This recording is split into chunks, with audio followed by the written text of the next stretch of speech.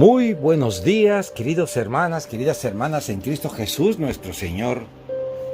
Realmente, con cuánta alegría, hoy nuestros ojos se abrieron para ver las grandes cosas que el Señor hace. Y mirando a un cielo completamente nublado, que es el signo posible de venir una lluvia, realmente ese fenómeno, cómo se va desarrollando, desde el acallamiento de las nubes sobre el océano, sobre la superficie, absorbiendo el agua y luego para ser distribuida a toda la parte árida, poblada o no poblada de una vegetación, y deja caer sus aguas para fecundar y dar vida. Asimismo es la palabra del Señor, que llega a nuestras vidas con el fin de que ellas sean regadas, fecundadas, para que en un futuro den mucho fruto y fruto en abundancia. Nuevamente les vuelvo a decir muy buenos días. Hoy vamos a comenzar nada menos ya desglosando lo que le había prometido acerca del Espíritu Santo en las cartas de San Pablo. Le damos gracias a ese Espíritu que nos conlleva y nos da la fuerza necesaria para continuar proyectando y haciendo eco del Evangelio a través nada menos que el Padre de los gentiles. Por eso nos cubrimos con la sangre del Cordero en el nombre del Padre, del Hijo y del Espíritu Santo. Amén y amén. Hoy comenzamos con la carta a los tesalonicenses en el capítulo 1, versículo del 2 al 6. Y el valor y la fecundidad con que se podría autonombrar este primer episodio es: nuestro evangelio no llegó a vosotros solo en palabras, sino también en poder y en Espíritu Santo. Damos gracias, querida familia, a Dios siempre por todos vosotros, haciendo recuerdo en vuestras oraciones, recordando sin cesar la obra de nuestra fe y el trabajo de nuestra caridad y la paciencia de vuestra esperanza de nuestro Señor Jesucristo en la presencia de Dios nuestro Padre. Conociendo, hermanos míos, amados por Dios, vuestra elección. ¿Por qué? Primeramente, porque nuestro evangelio no llegó a vosotros solo en palabras, sino también en poder y en Espíritu Santo. Y en plena convicción, ¿no sabéis que no portamos entre vosotros en atención a vosotros? Y vosotros os hicisteis imitadores nuestros y del Señor, acogiendo la palabra en medio de muchas tribulaciones por el gozo del Espíritu Santo. Esa es prácticamente la lectura que vamos a desglosar a través de esta experiencia de San Pablo. Nosotros vemos que San Pablo siempre hace un saludo, y después del saludo a los cristianos de Tesalonicenses, San Pablo les hace saber que cada vez que él y sus colaboradores, ya sea Silvano y Timoteo, se entregan a la oración, dan gracias a Dios por todos ellos. Dos son los motivos de esta constante acción de gracias. Y así debe de ser cada servidor, cada líder de un ministerio. Y también, ¿por qué no decirlo?, de nuestros pastores espirituales, que son nuestros hermanos sacerdotes. Ellos deben de estar constantemente acción de gracia por cada feligrés, por cada alma que se les ha sido encomendada para su seguimiento aquí en la tierra, para que conozcamos nosotros el camino correcto para llegar a la presencia de Cristo Jesús nuestro Señor. Primeramente, estos son dos motivos por los cuales tenemos que dar gracias. Uno, despertar, como despierta la fe, la caridad y la esperanza a los tesalonicenses San Pablo. En la primera vez en sus cartas, San Pablo alude claramente a la fe, la caridad y la esperanza, que más tarde serán reconocidas como virtudes teologales. Esta trilogía aparece con frecuencia en las epístolas del apóstol, ¿verdad? ¿Para qué? Para realmente animarnos a entrar en la profundidad del Evangelio. Por eso, querida familia, es muy importante conocer estas virtudes de estas tres razones por las cuales Él nos presenta como principios dinámicos. Así, el apóstol alude no solo a la fe, sino a la actividad que brota de la fe. Enfatiza no solo la caridad, sino el trabajo hasta la fatiga que inspire el amar. Destaca no solo la esperanza de la salvación y de los bienes escatológicos que los cristianos recibirán cuando el Señor venga, proyectándonos a su segunda venida, sino la paciencia y la tenacidad, el saber sufrir y la constancia en el padecer, frutos de la esperanza, y todo esto en la presencia de Dios, que es nuestro Padre, como lo podríamos ver realmente en Filipenses 4:20 y Gálatas 1:4. ¿Por qué la elección a los de las tesalonicenses?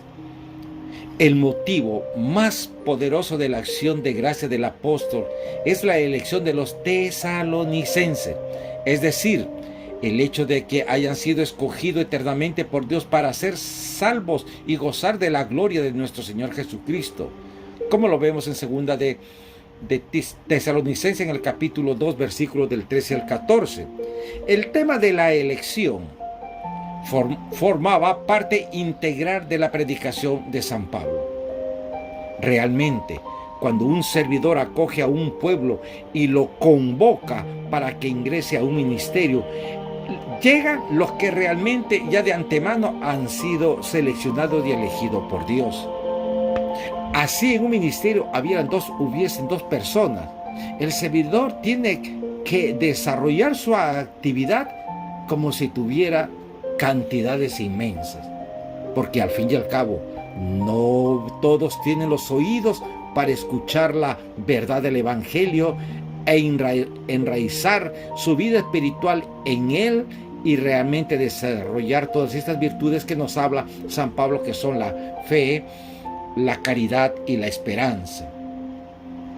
En la expresión hermanos, amados por Dios, se esconde el afecto de San Pablo por los recién convertidos y la convicción de que la raíz última de la elección es el amor de Dios.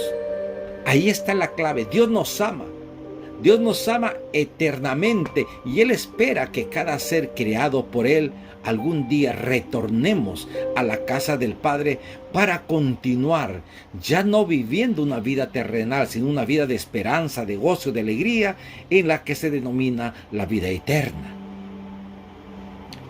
Realmente, el participio griego en tiempo perfecto implica una acción pasada, cuyo resultado se extiende hasta el presente. Dios, nuestro Padre, nos ama, nos elige, nos escoge. San Pablo está fuertemente persuadido de que Dios ha elegido a aquellos hermanos porque el Espíritu Santo se manifestó tanto en los predicadores como en los que recibieron la palabra. Segundo, el Espíritu Santo estuvo presente en los misioneros porque el Evangelio llega a toda comunidad con el poder de su propio Espíritu. Cuando el apóstol escribe, nuestro Evangelio llegó a vosotros, pone en énfasis no tanto en los heraldos, en los portadores, en los que llevan de la palabra, cuanto en el mensaje transmitido. Nuestro Evangelio es la buena nueva que Dios o Cristo Jesús ha confiado a Pablo y a sus colaboradores para que sea proclamado. Por eso tu posición como servidor, como líder, como sacerdote en una comunidad grande, esta es la buena nueva que uno tiene que dar a conocer. El plan de salvación concebido eternamente por Dios, salvación gratuita, anunciado por los profetas y realizada en Cristo Jesús mediante su muerte y su resurrección, como nos explica en la carta a los Romanos en el capítulo 1, versículo del 1 al 4. Pues bien, este evangelio llegó a los tesalonicenses no solo revestido de palabras, sino también acompañado de la fuerza exuberante del Espíritu Santo. La mención del poder y del Espíritu Santo puede referirse a las manifestaciones carismáticas que se desarrollan, pero sobre todo enfatiza la misma fuerza divina que acompañó a la predicación del evangelio. Este fue predicado, queridos hermanos, con el poder del Espíritu Santo. De ahí también la firmeza, seguridad y convicción plena que tuvieron los misioneros en su tarea evangelizadora, trabajando no en vista a los intereses personales, sino únicamente en beneficio de los creyentes, como bien usted y yo lo sabemos. Segundo, el Espíritu Santo estuvo presente también en los tesalonicenses, ya que no solamente recibieron, sino que acogieron la palabra, como nos dice en Hechos 8:14, con el gozo del Espíritu en medio de las grandes persecuciones, como nos habla 2 de Tito 1 del 4 al 6. Para el apóstol, querida familia, la acogida de la palabra con alegría anterior acompaña de tribulaciones externas en una prueba inequívoca de elección divina. Esta felicidad es el sufrimiento. No puede venir sino de la fuerza nueva que el Espíritu obra en el interior de los creyentes. Gálatas 5:22, Romanos 14:17. Con esta actitud, los tesalonicenses se convirtieron en imitadores de los evangelizadores y sobre todo del Señor Jesús.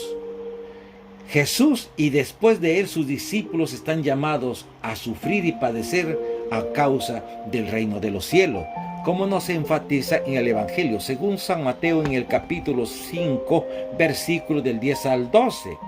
Pero esos padecimientos apostólicos son conciliables con la alegría interior, fruto del Espíritu que muere en Cristo y en los creyentes. Divina paradoja del seguidor de Cristo.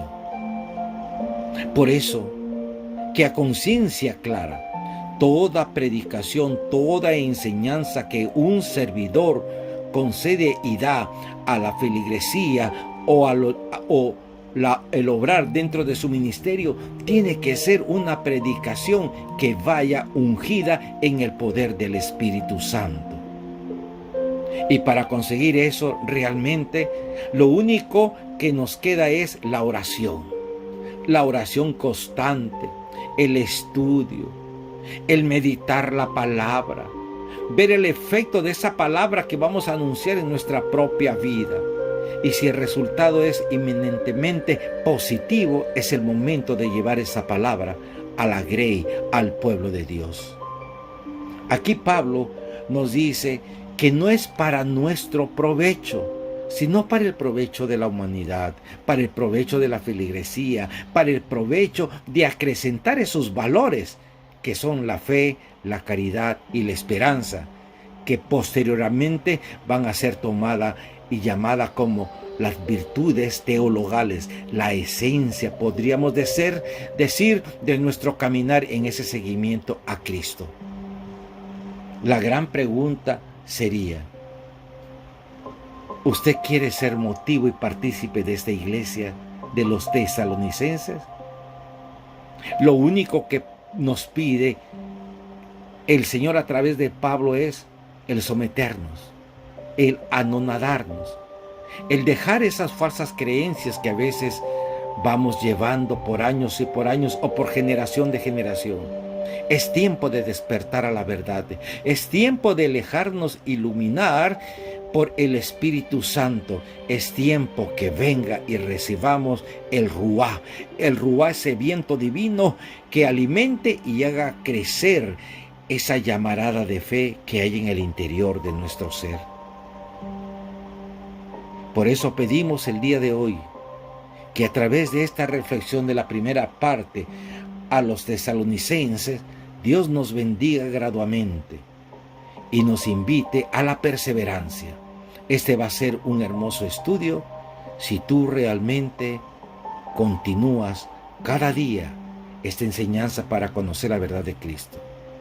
Por eso pedimos desde lo alto que Dios nos bendiga. Lo hacemos en el nombre del Padre, del Hijo y del Espíritu Santo. Les habló con mucho cariño y con mucho amor su amigo, su hermano, el servidor César Coronado, del Ministerio de Evangelización Oasis de la Iglesia de Madre de Cristo de la Arquidiócesis de Miami. paz y bien en el nombre del Señor. Buen día, buen amanecer. Amén.